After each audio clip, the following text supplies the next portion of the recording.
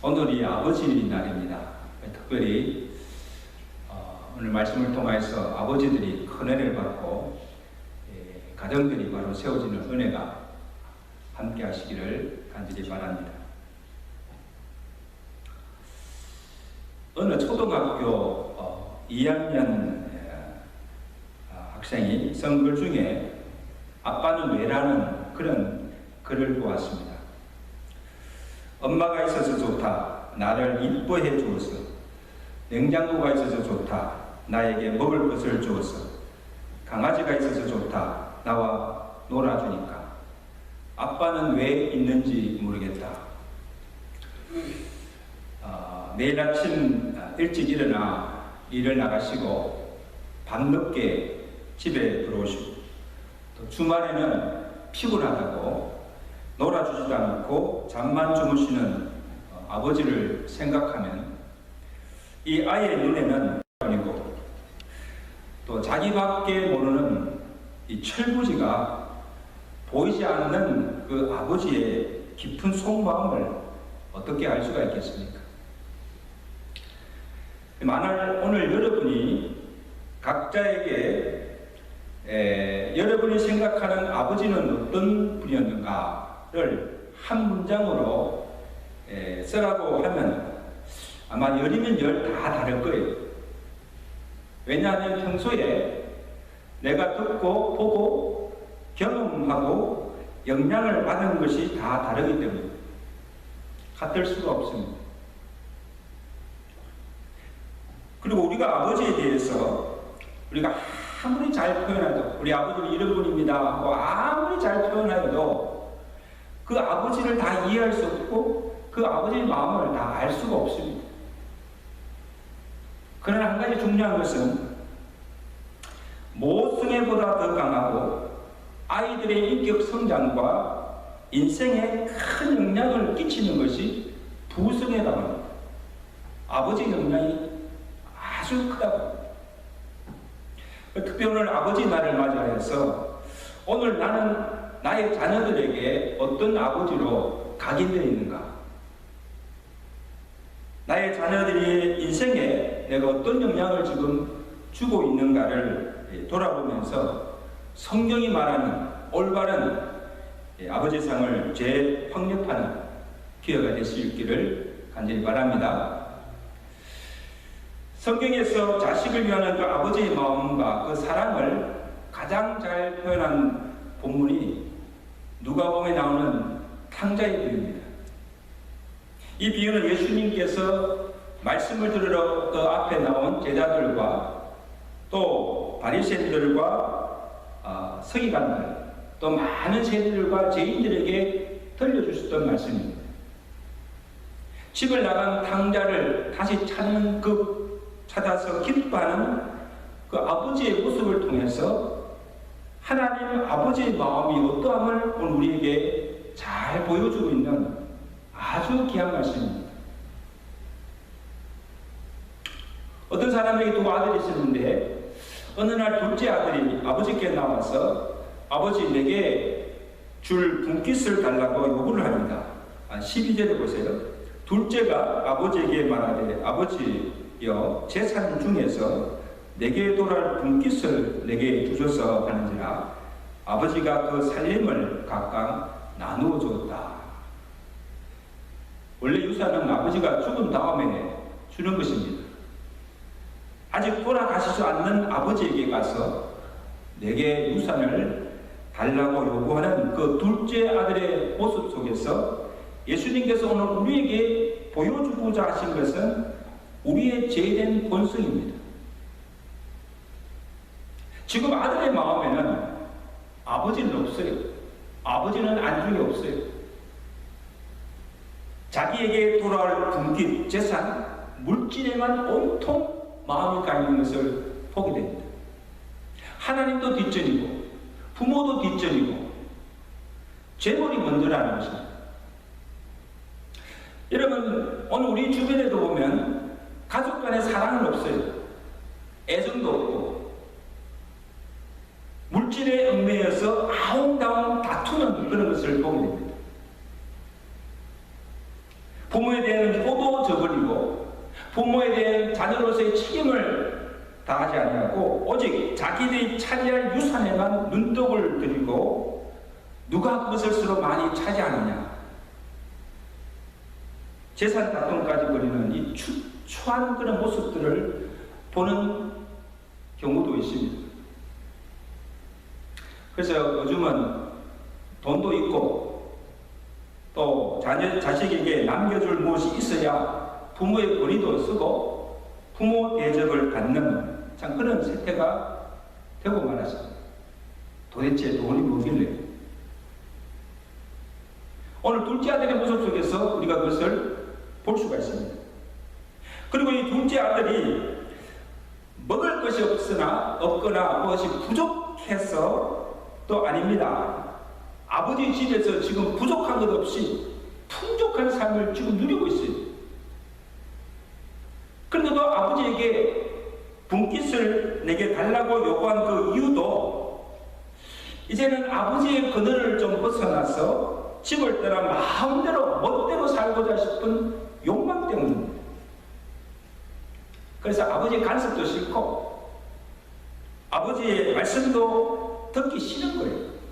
그냥 자기 자유롭게 살고 싶은 그 욕망.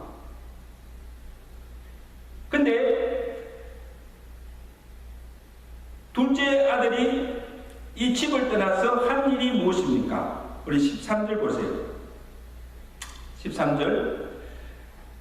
그 후 며칠이 안 되어 둘째 아들이 재물을 다 모아가지고 먼 나라에 가 거기서 호랑방탕하여 그 재산을 낭비하였더니.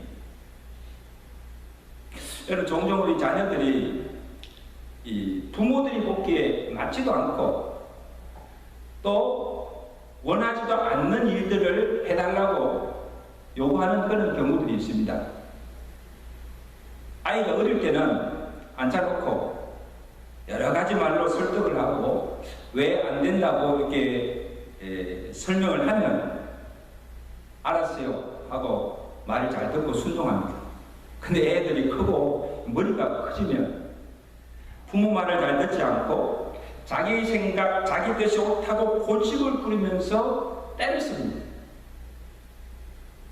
그러면 자식 이기는 부모가 없다 하듯이 다 알면서도, 그렇게 하면 안 된다 알면서도 자식의 요구를 그냥 들어줄 때가 있습니다. 오케이, 알았어. 그들이 잘해서도 아니고 그들이 옳아서도 아닙니다. 아무리 설명을 해도 듣지 않으니까 소용이 없고, 그리고 부모의 의사에 관계없이 상관없이 결국 자기 뜻대로 하기 때문입니다. 말릴 수가 없어요. 그래서 나이가 들고 자기들이 살면서 시행착오를 겪으면서 나중에야 자기 결정이 잘못되었고 부모님들의 생각이 옳았다는 것을 알게 되고 그제서야 부모의 마음을 이해하게 되는 것입니다. It's too late. 여러분, 지금 이 탕자의 아버지도 아들의 요구가 부당하는 것도 알았어요. 그리고 자기 분깃을 지금 주면, 그에게 지금 재물을 주면 집을 떠나서 자기 마음대로 허랑방탕하게 살면서 다 탐진하게 될 것을 알고, 그리고 아버지의 집을 떠난 그 결과가 어떻게 될 것인가를 알면서도 그냥 아들 요구대로 선뜻 재산을 내어주는 것을 봅니다. 저는 이것을 보면서 그 아버지의 마음이 곧 하나님의 아버지의 마음이 아닐까, 그렇게 생각해 보았어요. 하나님께서 사탄의 유혹을 받고 이 선악과 열매를 따먹는 그 아담과 하와를 보면서 어떤 마음이었을까 한번 생각해 보았어요. 분명히 하나님께서 선악과는 창조시부터 먹지 말라고 하나님께서 금지한 것입니다. 그 창세기 2장 16절에 여호와 하나님이 사람에게 명하여 이르시되 동상 각종 나무의 열매는 내가 임의로 먹되 선악을 알게 하는 나무의 열매는 왜 먹지 말라. 내가 먹는 날에는 반드시 죽으리라 말씀하셨습니다. 먹지 말라는 것입니다. 그러면 하나님께서 아담이 하와가 금지한 그 선악과 열매를 먹으러 할 때 하나님께서 다 보고 계셨어요. 그러면 먹지 말도록 막지 아니하시고 왜 그냥 내버려 두셨을까? 아마 하나님은 어떻게 하실 수 없었던 것 같아요. 아담과 하와가 하나님이 금지하신 선악과를 따먹은 그 이유가 뭔가 하면 그들이 지금 하나님과 함께하는 에덴 동산의 삶이 부족하거나 먹을 것이 없어서가 아니에요. 먹을 것이 풍족합니다. 그리고 더할 나위 없이 지금 하나님과 행복한 삶을 누리고 있지만 하나님께서 주신 것에 만족하지 않고 더 많은 것을 탐하는 욕심 때문이고, 또 하나의 이유는 이제는 좀 하나님을 떠나 자기 마음대로 정욕대로 살고자 하는 욕망 때문입니다. 근데 그 욕망을 누가 넣어주는가? 누가? 하와를 유혹하여 그 마음의 탐심과 내가 이것을 먹으면 하나님과 같이 되고자 하는 그 교만한 마음을 사탄이 넣어준 것입니다. 이 말씀은 야, 이제 내가 하나님을 떠나 하나님 없이도 잘 살 수 있고 행복할 수 있다는 헛된 허영심을 넣어준 것입니다. 여러분, 우리 마음속에 이런 허영심이 들어오고 이런 욕망이 들어오면 결국 죄를 짓게 되는 거예요. 지금 둘째 아들이 가진 마음도 현재 아버지 집에서 누리는 그 삶에 만족하지 못하고 그보다 더 많은 것을 탐하고 아버지의 간섭 없이 마음대로 살고자 하는 그 욕망이 그로 하여금 아버지의 집을 떠나게 된 것입니다. 여러분, 이것이 불행의 시작입니다. 여러분, 인간의 모든 불행의 시작이 하나님을 떠난 데서부터 비롯된다.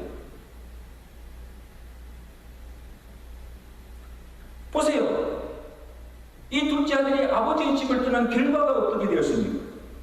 13절 후에 보면 먼 나라로 가서 허랑방탕하여 그 재산을 낭비하더니 다 없앤 후에 그날에 크게 흉년이 들어 그가 비로소 궁핍한지라. 이미 집을 떠날 때부터 이것은 그의 삶이 어떤가는 예측된 결과입니다. 가진 재산으로 그냥 마음껏 흥청망청거리며 방탕한 생활을 하고 모든 재산을 다 탕진하고 알거지가 되고 말았습니다.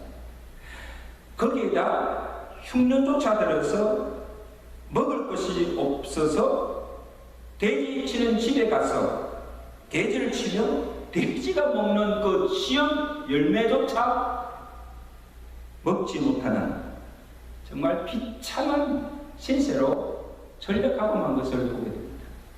최악의 상태죠.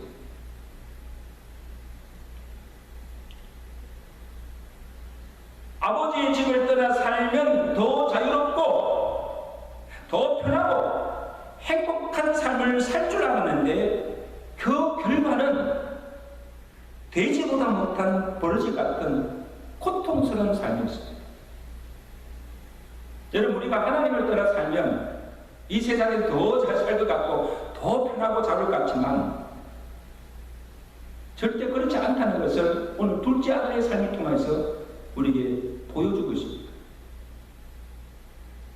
선악과를 따먹으면 내가 하나님같이 되어서 인생의 최고의 복을 누리며 살고, 하나님을 떠나서 내가 에덴을 벗어나 살면 그보다 더 좋은 세상에서 근심과 고통이 없는 파라다이스, 낙원의 삶을 살 줄 알았는데 그 결과는 어떠하였습니까?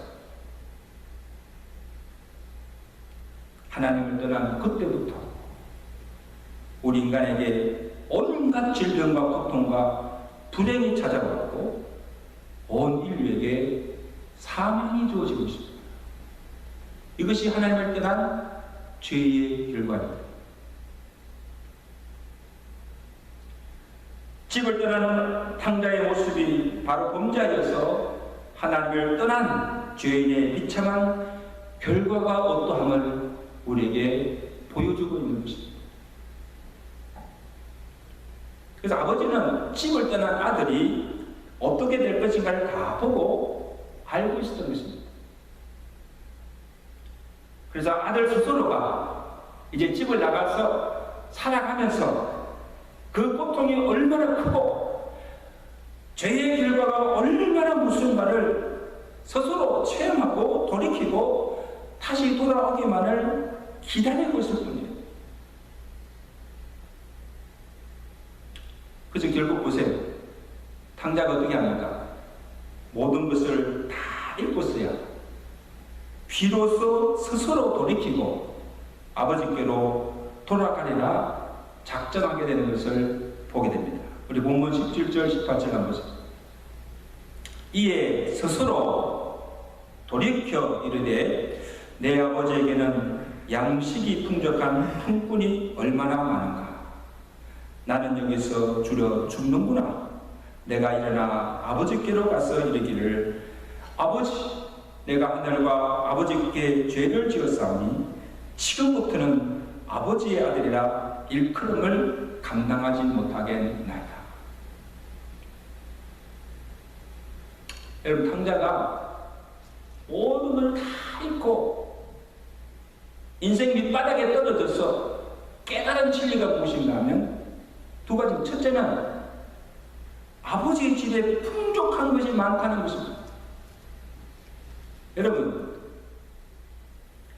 아버지 집에서 함께 지나며 살 때는 전혀 깨닫지 못하는데 이제 집을 떠나 모든 것을 다 잃어버리고 궁핍하게 될 때야, 인생 밑바닥에 떨어졌을 때야 내 아버지 집에서 얼마나 풍족하게 살았으며 그때가 행복하였다는 것을 비로소 깨닫게 되는 거예요. 아버지 집을 생각하게 되는 거예요.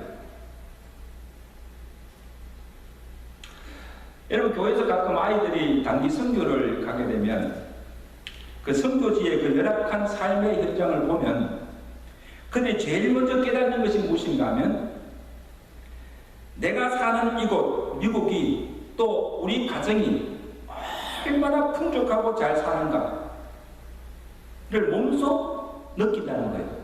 그 선교지의 그 환경과 그들의 삶을 이렇게 비교해 보면 비교가 안 된다는 거예요. 여기 있을 때는 모든 게 불평거리밖에 없었는데 선교지에 들어와서는요, 그때는 불평이 없어지는 거예요. 불평이 없어지고 모든 걸 감사로 받아들이는 거예요. 놀라운 변화죠.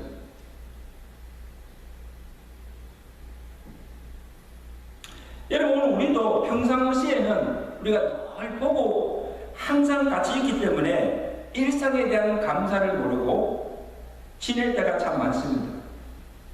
그런데 어느 날 갑자기 늘상 곁에 보이던 사람이 없어지고 늘상 하던 일을 우리가 하지 못하게 되었을 때에 그것이 얼마나 내게 소중한가, 그것이 내 삶에 얼마나 큰 의미를 주는가를 그때서야 깨닫게 되고 읽게 된 것을 뼈저리게 동감하게 됩니다. 여러분, 이걸 지금 코로나를 통해서 우리가 지금 그것을 경험하고 있지 않습니까? 일상적으로 하던 일을 하지 못할 때 우리는 당연히 그렇게 되는 줄 알았는데 그것이 얼마나 우리에게 소외하는 걸 알게 됩니다. 그래서 오늘 우리의 삶을 보면 이미 하나님께서 우리가 살기에 부족함이 없이 주셨음에도 만족하지 못하고 욕심부리고 없다고 늘 불평하며 살아가는 사람, 풀이는 사람. 그래서 저는 무엇이 행복인가를 보면 하나님께서 오늘 내게 주신 것에 감사하고 또 하나님께서 맺어주신 가정에서 물질에 욕심 없이 욕심 부리지 않고 가족끼리 서로 사랑하며 화목하게 살아가는 것이 이것이 참된 행복인 줄로 믿습니다. 아멘. 이게 행복이에요. 그 다음에 이 탕자가요 깨달은 것은 이제 아버지의 마음을 알게 되었다는 것입니다. 이 또한 놀라운 표현이에요. 이제는 아버지를 이해하지 못하고 그 아버지의 마음을 알지 못하고 아버지에게 무례하게 행동하며 아버지의 마음을 상하게 하였습니다. 아버지의 간섭도 싫었고 사사건건 아버지의 마음을 거스리며 거역하였습니다. 그래서 이제 돌이켜보니 돌아가시지도 않는 아버지의 명을 거역하고 집을 떠나 나와서 팡탕하게 산 것이 그 아버지에게 얼마나 큰 근심과 마음의 아픔과 고통을 주었는지를 깨닫게 된 것입니다. 한마디로 말하면요, 철이 든 거지요. 철이 든 거죠. 비록 재산은 탕진하고 그의 삶은 고달프고 고통스러웠지만 이름을 통해서 그 실패를 통해서 아버지의 마음을 헤아려 알게 되었고 깨어졌던 아버지의 관계가 회복된 것이 얼마나 다행스럽고 감사합니다. 할렐루야. 네. 그래서 이제는 아버지의 관계가 재물이 아닙니다. 아버지를 아버지로 신뢰하고 존중하는 관계로 회복되었다는 것입니다. 여러분, 오늘 우리 가정에서 우리 자녀들과의 관계에서 어떤 이유 있었든지 관계가 깨졌다고 한다면 다시 한번 하나님의 은혜로 이런 좋은 신뢰관계로 회복될 수 있기를 주의 간절히 축원합니다. 저는 생각해 보세요. 탕자가 왜 그렇게 살지? 왜 다시 아버지 집으로 돌아오게 됐는가? 단지 재산을 탕진하고 그의 삶이 궁핍해져서 이제 먹고 살 길이 막막해지니까 아버지께로 돌아온 것이 아닙니다. 깨어진 아버지와의 관계를 회복하고 아버지의 아들로서가 아니라 아버지의 품꾼이 되어서라도 그 집의 종이 되어서라도 아버지 집에서 살고자 한 것입니다. 이제는 아버지 집을 떠나지 않겠다는 거예요. 내가 아버지 집에서 종 취급받는다 할지라도 아버지의 그늘 밑에서 살겠다는 거예요. 그래서 아버지가 하라는 대로 이제는 아버지 말을 걸고 살았는데 이제는 아버지의 말씀에 순종하며 살겠다는 그 각오와 결단을 가지고 집으로 돌아온 것입니다. 그래서 아버지께 돌아와서 그가 하는 고백이 뭡니까? 그 고백의 내용을 한번 들어보세요. 21절 보세요. 아들이 가로되 탕자지요 아버지, 내가 하늘과 아버지께 죄를 지었사오니 지금부터는 아버지의 아들이라 일컬음을 감당하지 못하나이다. 나를 품꾼의 하나로 써주소서.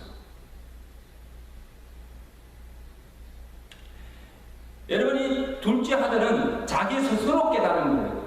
아, 내가 정말 아버지께 큰 잘못을 했구나. 큰 죄를 지었구나.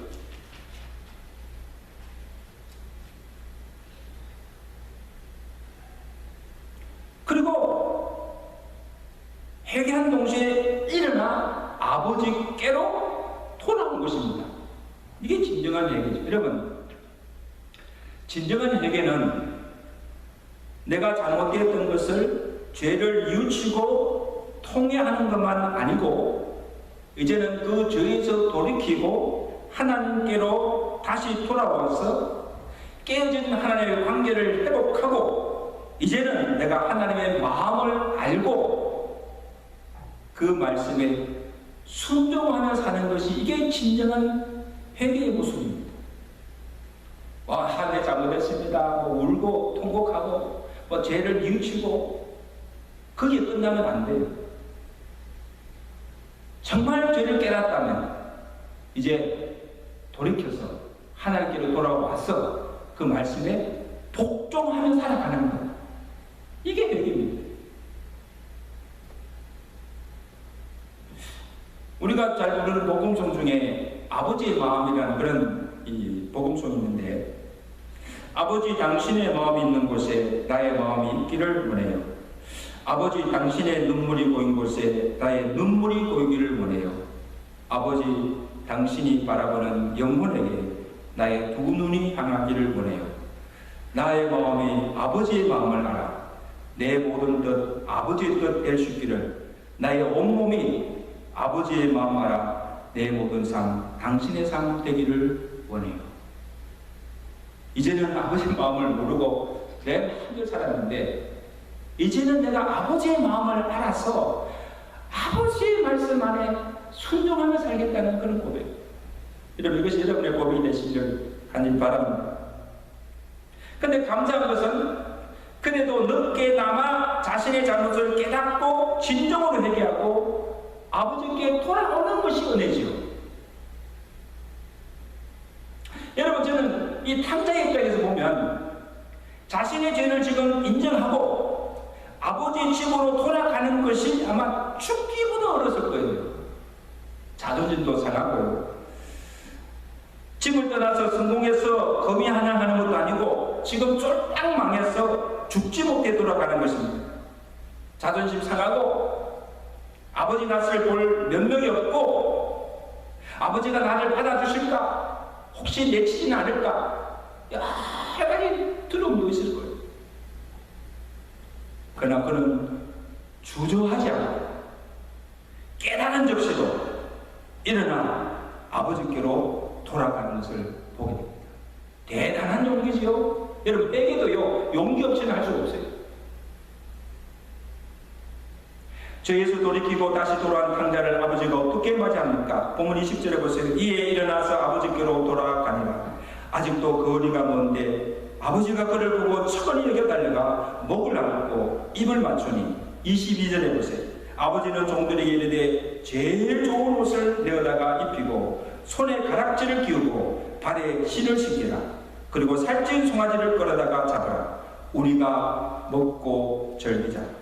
이 내 아들은 죽었다가 다시 살았으며 내가 잃었다가 다시 얻었노라 하니 그들이 즐거워하더라. 할렐루야. 여러분, 돌아온 탕자를 맞이하는 그 아버지의 모습 속에서 우리는 하나님 아버지의 마음을 볼 수가 있습니다. 첫째는 진정한 아들이 돌아오기까지 참고 기다리시는 아버지의 모습입니다. 보세요.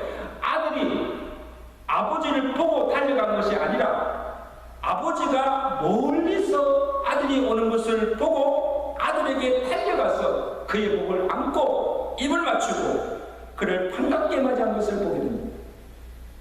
이는 아버지는 아들이 집을 나간 그때부터 한시도 잊지 않고 그 아들을 생각하며 그 아들이 다시 돌아오기를 간절히 기다리고 있다는 것을 우리에게 보여주고 있습니다. 지금은 비록 실수하고 지금은 비록 범죄했다 할지라도 언젠가는 그가 죄를 돌이키고 아버지께로 돌아올 것을 믿고 인내하며 기다리고 있습니다. 하나님도 지금 우리를 죽기로 돌아오기를 간절하게 기다리고 계시는 것입니다. 둘째는 불구하고의 사랑의 모습입니다. 아버지의 간섭이 싫어서 집을 뛰쳐나간 자식입니다.